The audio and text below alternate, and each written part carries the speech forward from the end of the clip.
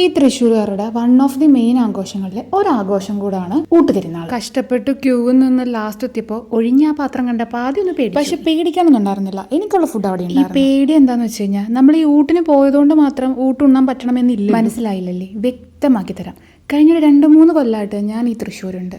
തൃശ്ശൂർ ഇത്രയും വലിയ ആഘോഷമാണ് ഊട്ടുതിരുന്നാൾ. പക്ഷേ എനിക്ക് ഇതുവരെ അതിന് കൂടാൻ പറ്റും. അതിനുള്ള കാരണം എന്താണെന്ന് വെച്ചാൽ ഈ കാണുന്ന ഗ്രൂപ്പ് ഓഫ് പീപ്പിൾ ആണ്. ഇവിടെ നിർത്ത്. എവിടെയാണ് വ്യൂ ഉള്ളത്?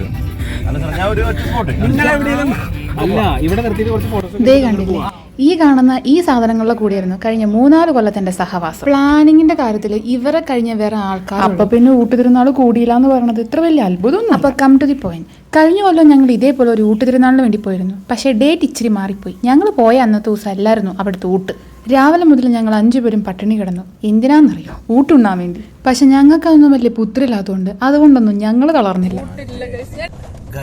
ഈ ക്രിസ്ത്യാനികൾ ഞങ്ങളെ കൊണ്ടുവന്നിട്ട് ഊട്ടുണ്ടെന്ന് പറഞ്ഞു.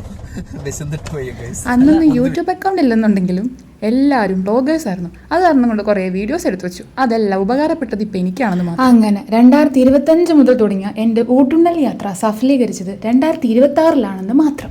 ഇപ്പം എൻ്റെ പേടി മനസ്സിലായില്ലേ? ഊട്ടുണ്ണാൻ പോയതുകൊണ്ട് മാത്രം ഉണ്ണാൻ പറ്റൂലെന്ന്.